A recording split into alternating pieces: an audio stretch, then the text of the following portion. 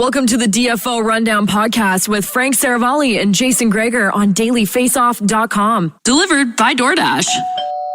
Welcome to episode 63, the Brad Marchand episode of the DFO Rundown. I'm Jason Gregor along with Frank Seravalli coming to you with our title sponsor, Fantrax, the most customizable fantasy platform in the industry right now. If you go to Fantrax, that's fantrax.com/DFO Rundown, that's where you can register, and you will be eligible to win a signed Nathan MacKinnon jersey. He's going to reach 100 points for the first time in his career. He's been right around it, was on pace for it last year, but didn't get to the 100-point mark. So we'll see if he does it this year. Frank, how you doing? I'm good, yeah. Host your fantasy league on Fantrax. That's the way to do it. Do you play fantasy?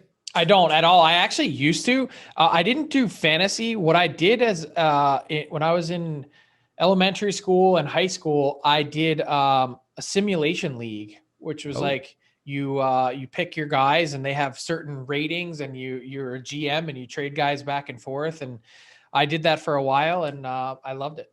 Simulation league. Interesting. It's not based at all on whatever's happening in reality. It's all just, actual players that were in the league, and they would have a rating. Like Pavel Bure would be 94 or whatever. And then you put your team together and you had a salary cap and you paid the players a certain amount. You had to negotiate a new deal, and then you could trade guys and trade picks, and you had a draft, and then all that info would be put into a computer program. And back in the day, it was super basic. And then you'd hit simulate, and it would simulate all the scores and who won and lost. And we'd be in some chat room on AOL. We were talking, how about this? When we were talking to Tyler the other day, when I was up in Edmonton, and he was like, what is dial up? And we had to Dusty and I were explaining to him, Dustin Nielsen, we were explaining dude, you had to literally dial in. It was it was making all that noise. Like a fax machine sound is basically what it sounded like. And we'd be in a chat room, and whoever had the program, only one person in the league, the commissioner, he would be okay, Colorado beat Philly 3-1. And then then it was on to the next game. And then it would spit out a box score onto this website, and you'd see how your guys would do. And then that's what I did. I was a dork, a total dork. Well, I still am a dork, but yeah. Dude, I can tell you before fantasy, my brother and I, when we were 19 and 21, and trust me, there was no internet even. So we used to play in television baseball, but we would keep our own stats. So we would draft a lineup, and then when we played, so if a guy got a hit, you would write down the little triangle you were keeping score. We played 100 games one summer and kept track of every stat of every player. That's and intense. I crushed them. We had it in a book, and I found it the other day at my mom's house in the basement. And man, I took a picture of it, and I was just juicing him. I was like, dude, I won 66 of those games. Domination. Oh, still the greatest chirp you can ever have over your sibling this many years later is how you kicked his ass that bad in video games that are tracked. And another dorky, I actually really like, I like keeping score at a baseball game. So I don't do it when I go to a game or I take my kids to a major league game, I don't keep score, but I actually find it therapeutic and fun. Yeah, lots of people are big into keeping score like that in baseball. But we did it for that one, man. It was dedication. My parents would just, we were 19 and 21, I think, at the time. And there was lots of competition. And so anybody who played old school in television, what would annoy the guy is when you would hit one down the line, but it would go out of the screen as a home run. It was the cheapest home run, but it was the greatest if you were the guy hitting it. It was so awesome. 19 and 21, that's kind of old though. Weren't you going out at night? What were you doing then? Yeah, well, you know what? Me, though? It was in the I was 10 to 15. Yeah, maybe it was 18 and 20, but you got to remember, my brother was gone from the time he was 16, so we didn't get to hang out. He was gone from September until May every year playing hockey. So that was kind of just a few, we would come home at midnight, Frank, sometimes after playing slow pitch and going to the bar for a beer or two. We'd come home and we'd play that till 1 or 2 in the morning. Then we'd both go to work the next day. Wasn't necessarily the brightest thing, but we had a lot of fun. Nice. It's kind of the only time we really lived together as young adults, because then he was gone, moved playing minor pro and stuff. So it was fun. Today we're going to welcome into the, and by the way, we recorded this earlier in the week. This is coming out, of course, today on Friday with the Hall of Famer, Cammi Granato, as we welcome her to the woodjerseys.com studio. Of course, you'll see the Boston Bruins jersey right behind me. If you're not watching online, go to woodjerseys.com. You can take your office, your fan cave, or any room to the next level. You'll see Frank's, the Toronto one. I like when he puts it closer. You can just see how intricate the work is. And they've got special ones you can make, different ones. They've got the Kraken. I think they're up to 12 teams now. They're going to have most of them done by the start of the season. It's awesome. So check it out, woodjerseys.com. Our next guest needs little by way of introduction. She is a Hockey Hall of Famer, a pioneer, an Olympic gold medalist, and the first female NHL pro scout with the Seattle Kraken. Also a podcaster. On the Bus with Cami and AJ Maleshko, another trailblazer in the hockey world. The DFO Rundown is pleased to welcome Cammi Granato to the show. Cammi, how are you? I'm great. How are you doing? Good. Thanks a lot for joining us. So before we get rolling, tell us a little bit about the Cammi Granato Girls Showcase Series in Chicago, September 24th to the 26th. What do you have going on? We've got a hockey tournament heading to Chicago. We did one a couple weeks ago in Toronto at the Yorkville Canlan Arena, and we had 46 teams. It was so cool to see all the girls back at the rink. It was a great event, and we're bringing that event to Chicago on those dates that you mentioned. And I'm looking forward to that. I have a special place there, obviously, because that's where I grew up. And just to see the way women's hockey's grown. From when I played, there wasn't another girl in the league when I played hockey, and I am old. It was a long time ago, but my youth hockey was filled playing with boys teams, but just because there weren't any girls that played at all in my age group at all. So to see the number of teams and the girls and just the excitement for the sport there, I'm really excited to bring the tournament to Chicago. Oh, that's awesome. 46 teams. That's a lot. Well, that was Toronto. 46 was Toronto. Chicago's still filling up, but it's our first year running it as a new showcase series that I've been doing with Canlan and CCT, which is part of their organization, and just a way to support women's hockey and just show them that I care and I want to be involved and try to get as many girls playing as possible and support them in that. That's great. So, serious question: like, how do you make time for all of this? Like, you've got two boys, Riley and Reese, and they keep you active. They've got their stuff going on, soccer and everything else. And, you're working for the Kraken, these tournaments, anything else that you have going in the women's game. Like there's so much on your plate. What's your secret? How do you get it all done? I don't have a good secret. I'm tired all the time. So if you have a good secret, let me know. I feel like the scouting for me was like, it's been such a great fit with Seattle. It's been so much fun there. It's invigorating. I'm just proud to be a part of it. Adding all these other little things, I think being back in the hockey world, there just has been so many opportunities I just couldn't say no to when it comes to growing the game. And I feel like if I can give back, it's great. It's hard for me to say no to things, but these are things that are super important to me. And I think with the pandemic, we had a pause, and a lot of these things sort of grew from that. So a lot of that pause gave light to more opportunity, and that's where it's at. So yeah, I'm trying to balance it all. There is that guilt once in a while with the kids. They're like, "You're going again," and I'm like, "Sorry, guys," but no, I'm really happy to, like I said, give back. And I think we all nowadays are overworked, so it doesn't matter what we're doing. There's just so many things we can get involved in, right? Now, Cammi, you mentioned that there's still some spots. If any of coaches or parents are watching and listening to this pod and they want to get involved in the tournament, how can they go and get involved? Go to Canlan. Just Google Canlan Sports, Canlan Ice Arenas. You'll find the website for Canlan. And I can even give you guys a link, but there's a link there to sign up for the tournament. And you can get involved. And if you miss it this year, we're trying to do it annually. So. But we hope to see more teams out, and Kendall Coyne's going to be there, and Jesse Comfort, 2 Olympians, one younger, one veteran, as you know, and they'll be there signing autographs. So I'm really excited.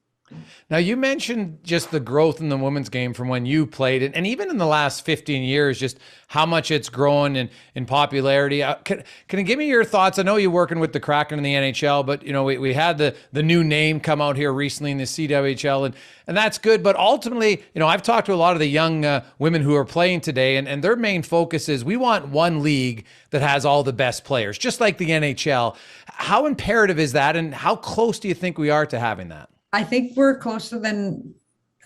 as close as we've ever been. I know there's Jana Hefford with Billie Jean King and that group with the PWHPA.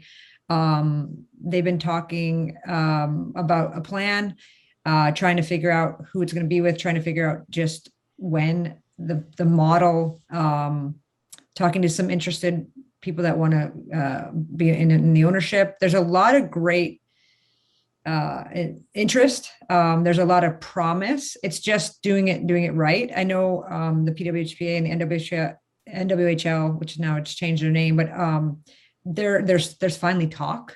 There's finally let's do something for all, for the game, and that's a really positive thing as well. And I think the goal would be post Olympic, have something in place. It may be delayed a little bit, but now is the time. It's ready. It's just making sure it's done right with the right investors, with the right support, and the right actual framework of it and how it's going to work, what teams are going to be, initially started, and what's the projection. And so there's a lot that goes into it. And there's a lot happening right now to think about that, to get it up and running. And I credit Jana, the PWHPA and Billie Jean and their group for all the work that they're putting into it. And the players too. The players are really involved, and that really helps as well. Cammi, not that you have any extra free time, but are you involved in those discussions? Like, do they lean on you as an advisor or to bounce things off of? Well, I just saw Jana last week in Toronto when I was there. And so we did chat, and I'm close friends with her and her wife, Kathleen Koth. And we did speak, and I know a couple people that really want to get involved as well. So I've had a little bit with her. So I'm trying to say, like, I'm supporting it. I'll be involved. I can advise. However, so it's obviously very dear to me, and I want to see that happen. And I do think it will happen. It's just a matter of when and how it gets done. What did you think of the latest Women's Worlds? Obviously, playing in August was not everyone's ideal timeframe, with it being canceled back in April, but I actually think it ended up working out really well. Just a slow time in the hockey calendar that we can really finally give the women's game the attention that it deserves. And so I wonder if that's going to be sort of a regular thing moving forward, but just the opportunity to have every single game broadcast on TSN, a big step forward in that way. And then, of course, the gold medal game, you're wearing your US sweatshirt. A painful loss for us Americans, but still nonetheless, really, dramatic and exciting game. It always is. It never disappoints. It's crazy over all the years and how exciting the game is every time in those championship games. And I think you're right. Like, having it in August, it ended up being perfect because everyone's eyes were on it. People were excited for the upcoming season, and the coverage was incredible. I definitely noticed, because I think they had gone like I don't know how many days. It was like over 2 years without playing, right? And in Worlds, because it was canceled. And so these girls get back on the ice and they put on an amazing product, and everybody, like, the growth in the sport with the PWHPA since then had given some awareness and just more eyes on it, right? And the coverage, they spent the money. Like, I was really happy the way TSN stepped up and responded. Like, they had a studio in rink. They were covering the players outside the arena. They were covering it like a World Junior. And I think that's really the key, because my neighbor stopped me on the road, this older man. He was like, "That was the greatest tournament I've ever seen." I'm like, well, it's because it was covered so well. And they did a fantastic job, and they were educated on the players, and they treated the players like pros, where sometimes you don't realize it, but like, as a woman, you feel like people are trying to, it's almost patronizing sometimes, some of the coverage that I've seen in the past. This was like real professionalism, and it was done so well. And I think the girls put on the great show, and that the overtime too was an interesting one, because it was the first time ever that was played 3-on-3. So that was exciting. Well, so it ends up being a happy accident though, being played in August, right? Right. Like does that make sense to you, like moving forward? Because just in the sense that there's so much going on in the hockey world in general. In April, you've got, teams ending seasons, end of season press conferences, and then you've got the playoffs then going full steam. And it's like, let's give this the proper attention that it deserves. Right. I mean, that's not a bad suggestion, Frank. I mean, I don't know about logistically what that means, like from that standpoint, but from a viewership standpoint, it was certainly well received. Now, would it have been had it been back in March anyway? We don't know, but I think you're right. It was the only hockey being played, right? I mean, so eyes were all over it. So maybe it's a discussion point. And I think you're onto something for sure. Well, it's definitely, you look at it, we can get watered down with too much of anything in any sport. And other sports, not even hockey, will suddenly adjust their calendars sometimes for other big sports just because it makes sense. And then you can have the focus, as you mentioned, Cami, all on that. And the other thing, from a competitive standpoint, though, every 4 years, it would mean you would have 2 major tournaments in a short period of time, because now you had the World Championships in August. We got the Olympics coming up. And I can only imagine that, and I know they play games during the year and they see each other, but as you know, like there's just something different about what we call the playoffs, and the World Championship and the Olympics are different. And that would mean like, you would have that rivalry even maybe potentially more heightened, because you're not going from, almost a calendar year every 4 years, that you're going to go a quicker time span or shorter time span between the two. I just think it might add a little intrigue, because now potentially you could play like 3 major tournaments in a calendar year. And if they stick with the normal format, it's going to be 3 major tournaments in like 9 months, which would be great for the rivalry. Absolutely. And I thought that too, because these are the teams that are going to the Olympics. These teams are relatively picked, right? So it does sweeten the game and the rivalry, and now they're back on the ice in a big like people are like wanting to see more of it, and now they get to see it on the big stage at the Olympics. So yeah, it's great. And as a player, I know for me, like when we played, our biggest tournaments were the World Championships and the Olympics, but we only played World Championships every 2 years when it first started, and that was hard. Like you'd have no major tournament for 2 years, and so where did you play if you weren't playing collegiate? And so now the girls that have graduated NCAA or college, there's more competition. There's more international competition for them to keep things. And then the pro leagues, obviously now with the Gap Tour, with the PWHPA, that's been amazing. But having more competitions for the international makes it more exciting too. Now, and this one's maybe a twofold question, because of course you're a former player, but you're also now a current scout. So if I ask you your player opinion and your scouting opinion, I'm guessing it would be beneficial to have, the women's pro league with all the best players from around the world. Like, it's only going to enhance it from a scouting perspective and a competition perspective, maybe, and probably even more so beneficial to the non-North American teams, because those players will get to play against Canada and American women more often. And that's only going to make everybody better, which will then make the World Championships and the Olympics more competitive. 100%. That you absolutely nailed it. If you get those players from around the world in a regular pro league, with watching the way their teammates train, or watching the way their teammates prepare, or having the ability to be on the ice every day like that, and that be their job, because a lot of these European teams, that's not their main thing, that they don't get to centralize. They have a regular job, and then they come and, maybe stay centralized for a month or maybe even a couple of weeks. So it's really going to change that, and really, I think, going to help bring some more parity. I was quite impressed with the coverage of the non-Canadian or US games. You did see, I've seen a complete jump in some of the players. I was really impressed with Switzerland and a couple other teams as well. And I think Finland's they're on the rise, and they look really good as well. But it's just nice to see the growth. And you're right, a pro league would bring the level from around the world, everybody to play together. It would make it so much better. Now, Cami, I want to switch a little to your current job, of course, with the Kraken as a pro scout, and last year was a challenge for everybody, specifically in the scouting. And you're coming into a new team. How excited are you to be able to go and scout, regularly, like a no scout would be, with a lot more in viewings? How much better was that, and how much of a challenge was it for you last year with so few live viewings? You know what, I'm excited. I think it's going to be different, because our scouting, we've only scouted for the last 2 years without a team. So it was like, you're building this team. There's a lot to cover. And the first year I got to do a lot of live games. So at least I had that as a baseline. So some of the players I had to watch on video, I did see them live, which definitely helps. Thank goodness for technology though, because if we didn't have that, it would have been incredibly difficult to pick a team. We had to see so much video.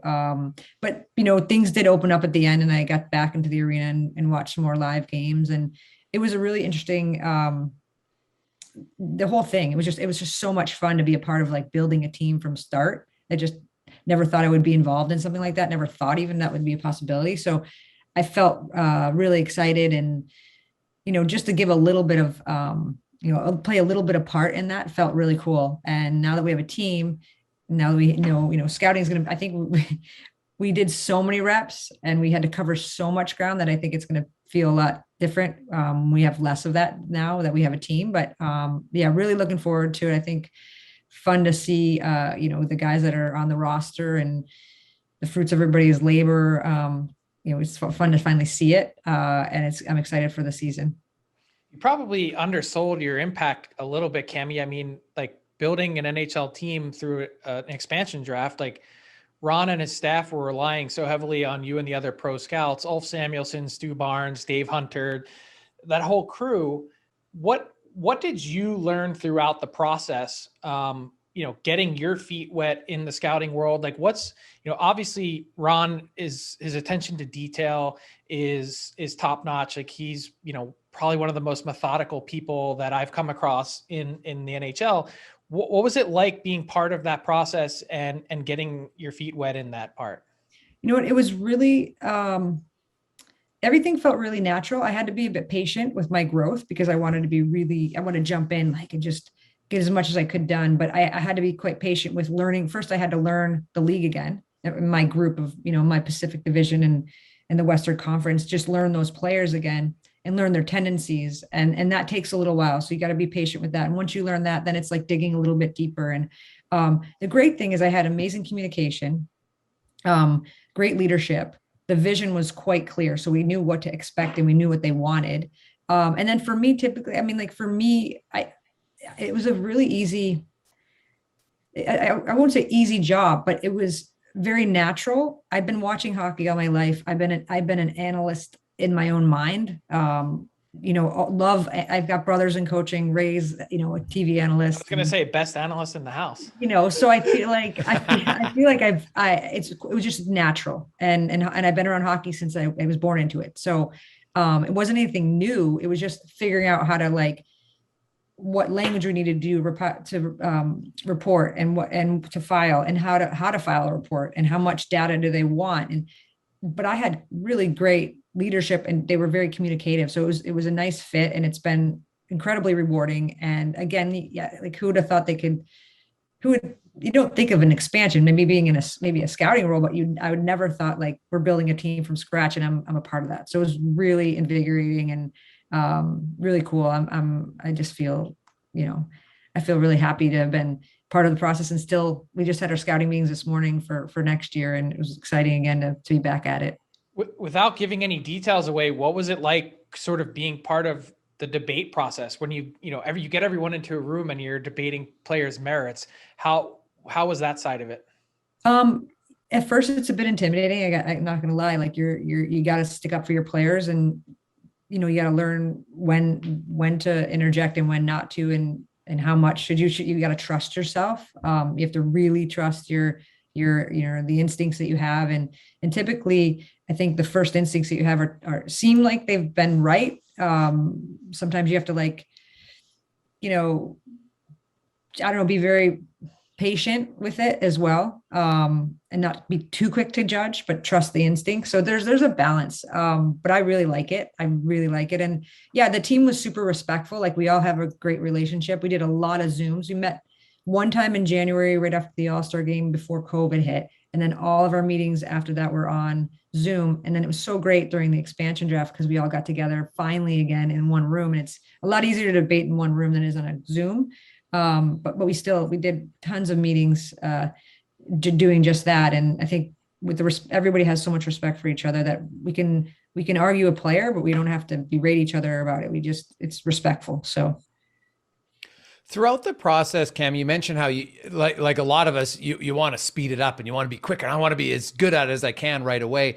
Throughout the last, since you've been hired by Seattle, where do you feel like, where did you improve? What was an area that you're really good at, but afterwards you're like, geez, you know what? Like I've been watching it as an analyst in my mind, as you said, for a long time. Was there an area of the game or scouting specifically that surprised you in how you had to either learn more about it or in maybe change how you used to think about it?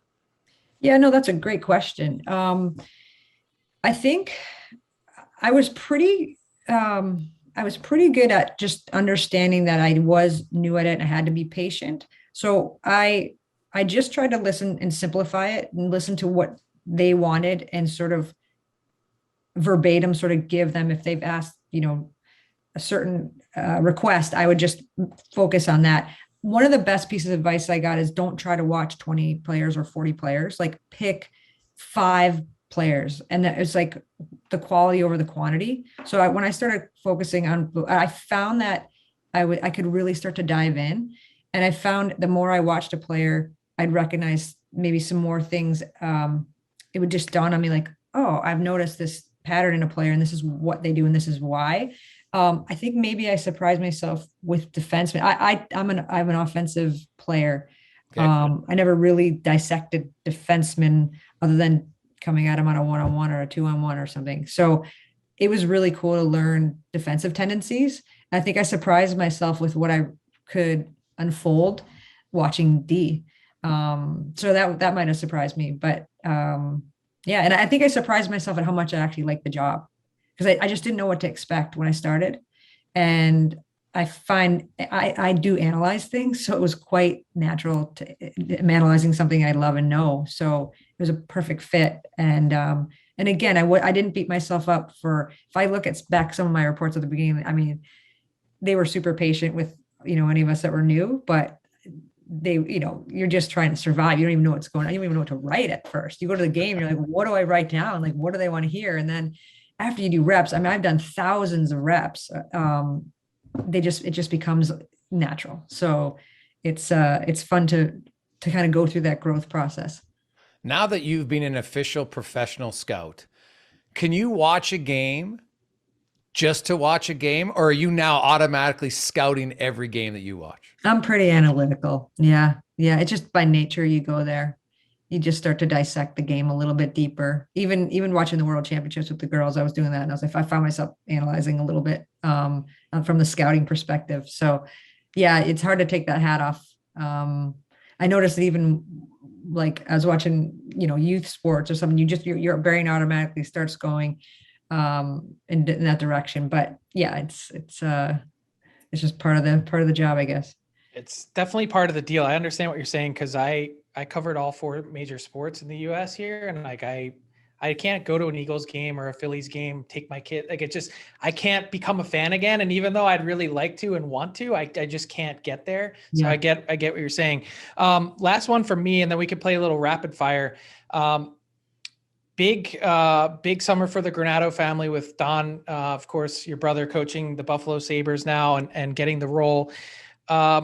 If the Kraken and the Sabres are playing each other, how does that work in your mind, and who are you rooting for? You cannot ask me that. My heart lies in both places. My brother, obviously, like I couldn't be more proud of him. He's a success story that people should pay attention to, because he never gave up on his dream and he faced a lot of obstacles.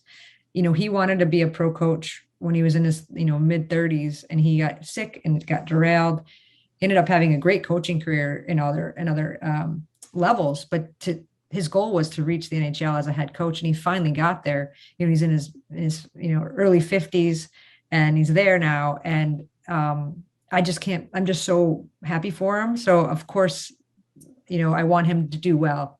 So maybe a good overtime game would be good. But no, I'm always rooting for Seattle, and I'm always going to root for my brother.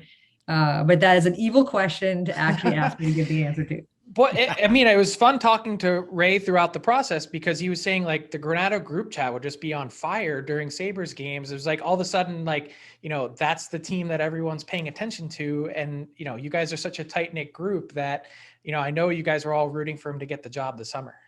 Yeah, no, for sure. We're super tight. There's 6 of us kids and my parents. And so there's 8 of us in the family. And the group text was, we were so excited for him. I mean, I don't know if Don battled a really big health scare the year prior, and we almost lost him. And so you go from sitting in his hospital bed and understanding where he was and the battle he had in that hospital room, and then to actually get to do what he's always wanted to do, like there's even more joy.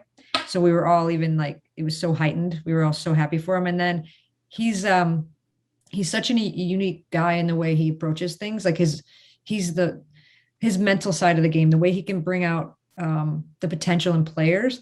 I wish that like my kids all had coaches like that, and coaches all had that sort of strength to bring out potential. So I'm interested in that side. I love, and for us to be able to hear him then in his conferences and just he's got such a unique approach in all his press conferences. So we were all over it. Like my dad's like regularly listened to the radio interviews with him all the time. And yeah, my kids they don't watch a ton of hockey because they're soccer guys, but they were coming down to watch, their uncle. And it was just a whole family affair. And we're still, obviously very elated for him to start the season as, the head coach this year, and just rooting for him all the time. And the group texts are great. That's the nice part about technology. We're all apart, but we can all be on group texts, and, they come through every day. So.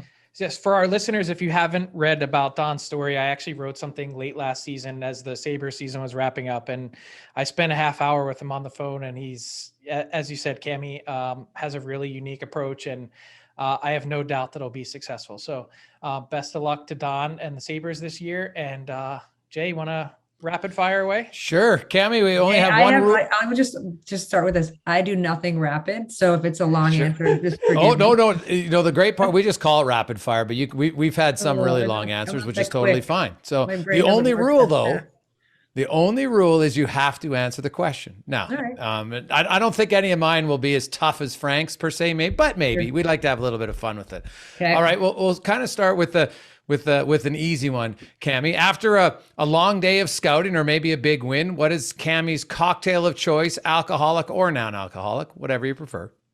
I'm pretty lame. Especially at night, I'll just go with a nice hot chamomile tea, maybe a little piece of dark chocolate with it. Okay. Yeah. What is Ray Ferraro's biggest beef inside your household? There are a lot. Your dog? Beefs. There are a lot of beefs. No, it's not the dog. The dogs. No, it's probably the boys' backpacks that they leave in the front hallway for some reason that bugs him so much because we built this really nice mudroom and they don't put them in there, or it's me doing something to irk him, whether it's leaving like my clothes all over the closet or just something. He's a bit of OCD, so it's like the mess. Any sort of thing that's messy gets him a little riled up. Oh, I love it. Now, growing up, you mentioned there were 6 Granado siblings. Who was the most competitive? Oh, we were all incredibly competitive, but I'd say Tony. Tony was the oldest, and he had a bite to him. So yeah, he was probably the most, but I'd say we're all pretty dang competitive. So that's why we pushed each other so much, but I'd give it to Tony. Okay. Now, having 2 older brothers, and any older sisters and younger, your competitive drive, did it start in the basement? And if so, what was the one sport? Was it road hockey? Was it mini sticks? What was it that could ignite Cammi to a point of maybe over the edge? Mini sticks in the basement, for sure. Because we had no holds bar. There were no rules. The only rule was you can't tell mom. So it was like we had this wall. I remember the wall was like it was soft. Like there's a give to the wall. So we'd always hit each other, and then you could hear the light rattling when we'd hit each other. Like it was pretty intense. And that could get me going. Was there ever any fights in mini sticks? Oh yeah, 100%. Yeah, I would say though, my brothers were really tough on me. but there wasn't a lot of like full on fist fights. Donnie and Tony got probably, those two were the worst. Like when they hit teenage years, like my poor mom, like they were at each other hard. But my brothers were pretty good. They definitely would beat up on me. But no big fist fights with me or anything. It was Donnie and Tony that went head Now, to head. I read that in 1997, Mike Milbury had offered you a chance to come to training camp. Ultimately, what led you to not going? I think my fear, what was it? I think it was my fear of getting injured at the camp. I was just about to, my dream just came true to be in the Olympics. I was just going to go to the Olympics months later. And I just was so fearful that somebody was just going to take me out for being there, just being angry that there was a woman on the ice with them. And so I said no because of that. A lot of the women, current and former, say if they could, they would like body contact. Do you agree, or do you think the game's better without legitimate body contact? I was really excited in 1990 when we had the World Championships with hitting, because I started in hockey when we were like, I played bantam hockey with boys and we were hitting. And I think my second game, I went to hit this girl from Swiss team, and it was like hitting a brick wall. She didn't move and I bounced straight off her. And I was like so jarred. I was like, maybe I don't want hitting in the game, because I was more finesse and smaller. I think I'd say I like the game better without it, based on the size, because you've got a lot of girls you have some girls that can be 125 pounds and some that can be 190. And it's there's a big discrepancy. You wouldn't see that sort of discrepancy in the men's game as far as the weight. Unless you're Chara, maybe, but, but I think that it's better without it. I think what makes the women's game so good is the purity of there's a flow. There's a really great flow to it. If you had to give me a scouting report on Tony Granato's play, what would be in your report? The word carve would come up a lot. He was pretty good with his stick. He was an incredible competitor. He'd do anything for his team. Whenever there was chaos, he was involved, and he played like he was 6'2" in a 5'9" body, which, sometimes didn't work in his favor with injury, but, tenacity would have been a word, and, effort.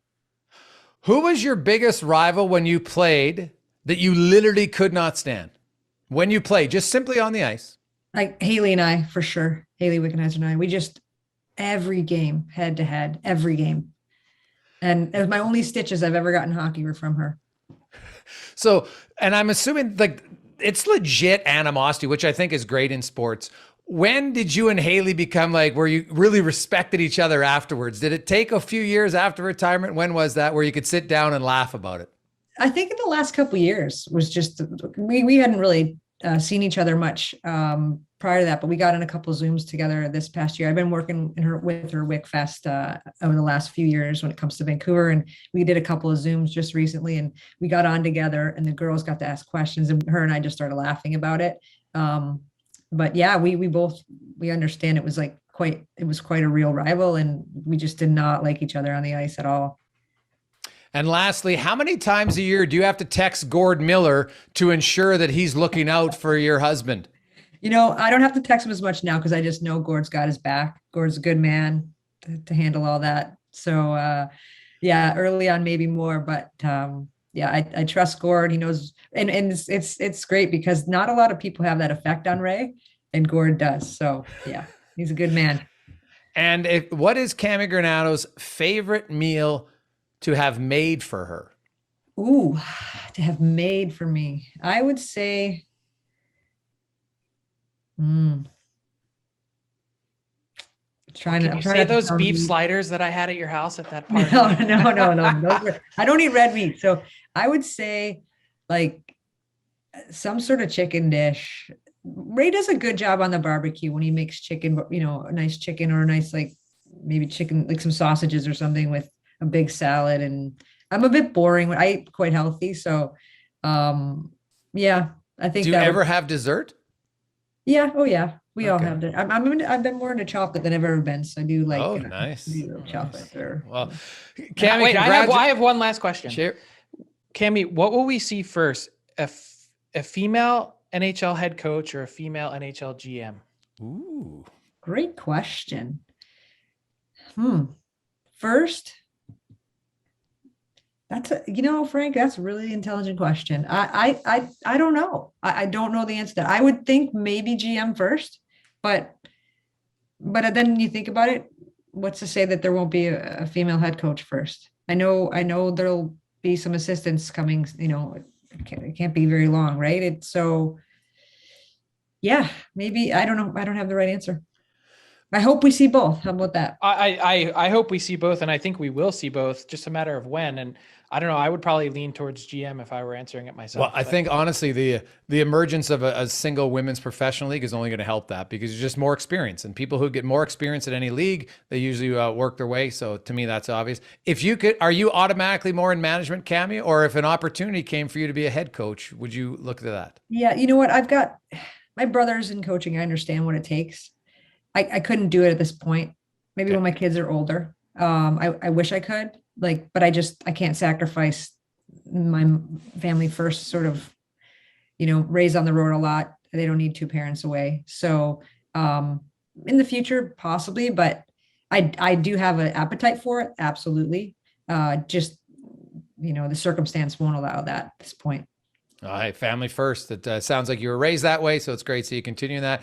Cammi, we'd love to have you on the pod. We really appreciate it, and continued success this year with the Kraken, and then, of course, with your camp coming up next weekend in Chicago. I think that's awesome. Tournament, yeah. Yeah, tournament's coming up. Yeah, thanks.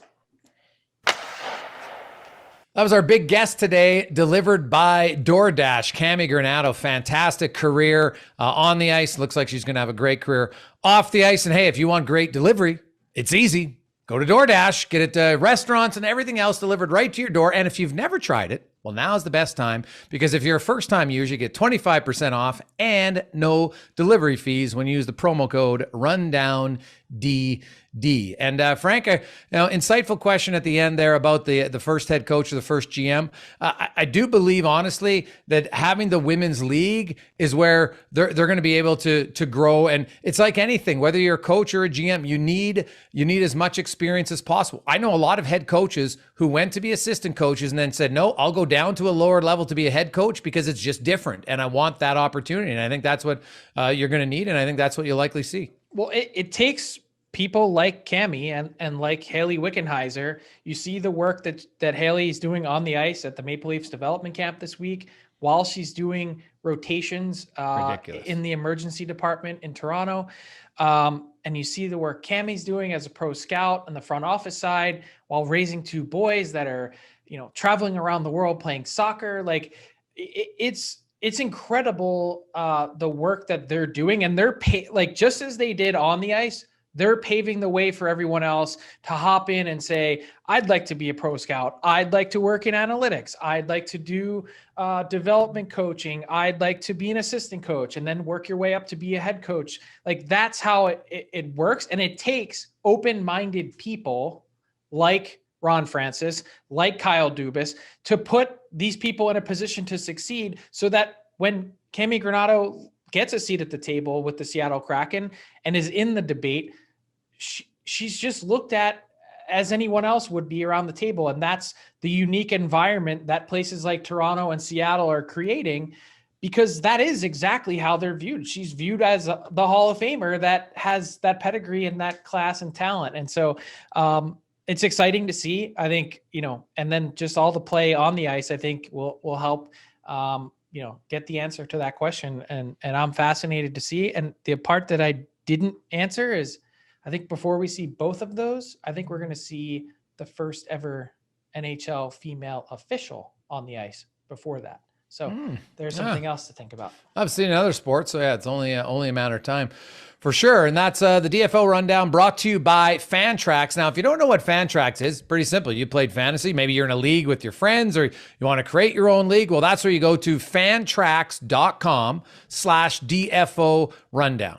right? Go there. It's simple. You can register. You can also win an autographed Nathan McKinnon jersey, but this is great if you're in a dynasty league, if you're in a keeper league, you're in a redraft league. It doesn't matter. You set it up at Fantrax. It makes your league run better. So check it out. Fantrax, that's fantrax.com/DFO Rundown. Frank, have yourself a great weekend. We'll talk to you on Monday.